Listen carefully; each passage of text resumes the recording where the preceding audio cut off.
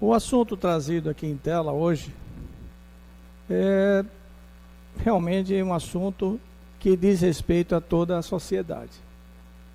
Me refiro ao ativismo político do STJ, que não é de agora.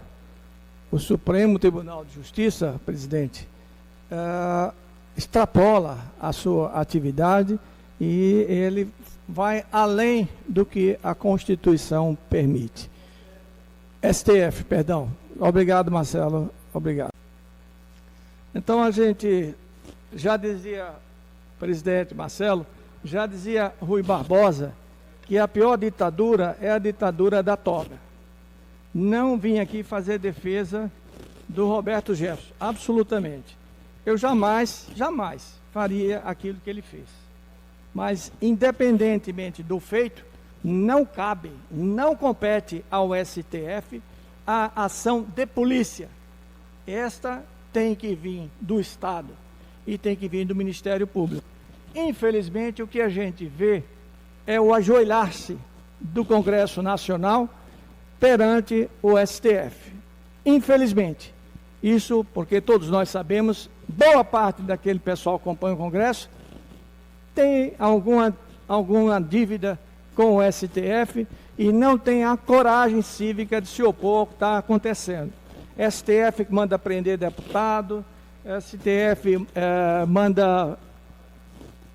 se arvora, eu não vou aqui citar para não perder tempo com isso, mas todos nós sabemos o que tem feito. E manda até prender pessoas da sociedade civil, presidentes de partido.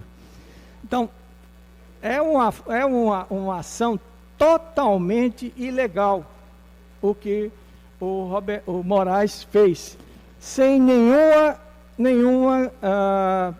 jurisprudência a respeito. Até a Lei de Segurança Nacional, que poderia se aventar essa possibilidade da lei, ela foi modificada, né, com o artigo 5º da ditadura militar. Então foi modificada, né, e os termos atuais não cobrem a intenção do Roberto Jefferson, do Alexandre de Moraes, de prender quer quem que seja num ambiente democrático.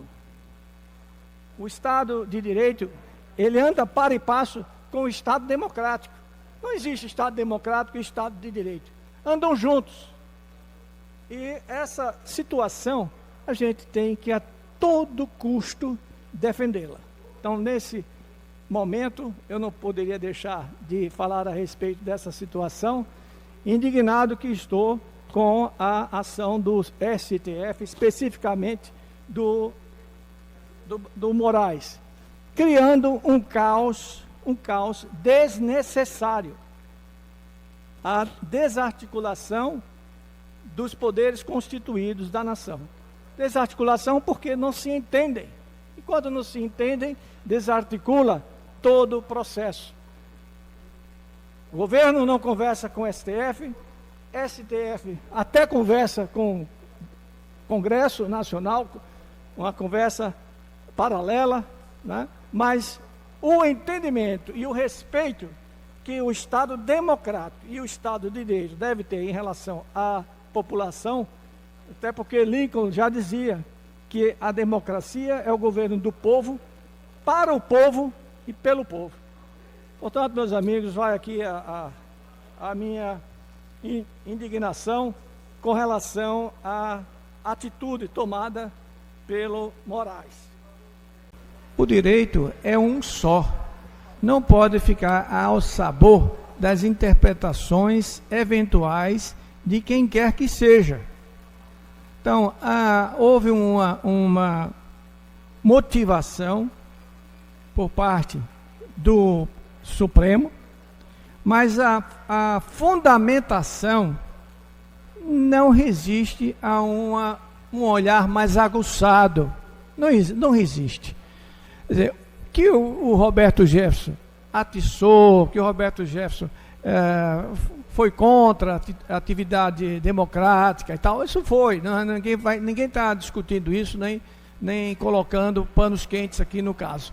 Mas a prisão preventiva subentendeu que o réu já era culpado, sem transitado em julgado. esse é o pecado maior, né? Como se houvesse a intenção iminente de se fazer o que o Roberto Jefferson estava falando, e isso não é verdade. Com toda diabritude do Roberto Jefferson, isso não corresponde à verdade. Então, colocando que o direito é um só. Ele não pode ficar ao sabor da leitura de quem quer que seja, do momento circunstancial, né, da atitude intempestiva de quem quer que seja. A decretação de prisão preventiva subentende a um perigo iminente de que aquela ação que foi fundamentada iria ocorrer a qualquer momento, trazendo prejuízo para a nação. Isso não foi corroborado.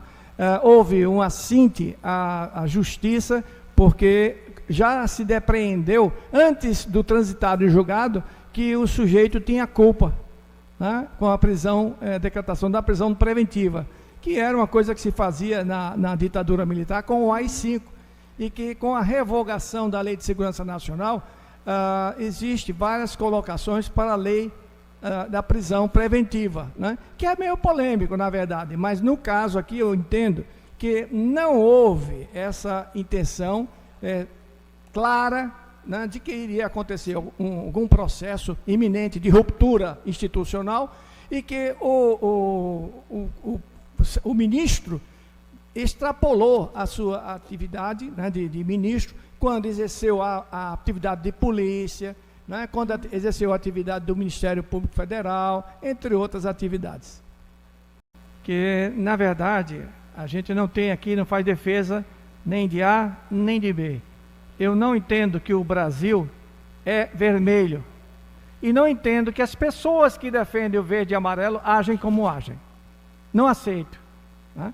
Então, é importante, é interessante que a gente reveja. Nós estamos num momento crucial, que todos nós estamos fazendo um debate democrático aqui. O que aconteceu, independente de que lado seja, a gente não apoia, né?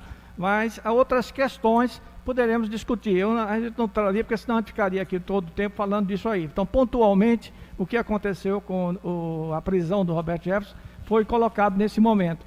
Mas quero reafirmar que o governo, a democracia é o governo do povo, para o povo e pelo povo, e você sabe muito bem quem falou isso. E a gente tem que defender isso de qualquer maneira, de qualquer maneira. Essas ações reacionárias, de esquerda ou de direita, só traz contradições, só traz brigas, só traz mal-entendido. Qualquer um que ganhar a eleição não vai governar adequadamente a nação como ela precisa. Não creio que vá unir a nação. Então a gente está precisando de alguém que una a nação, para que a gente leve esse país ao que os brasileiros merecem, a situação que merecem.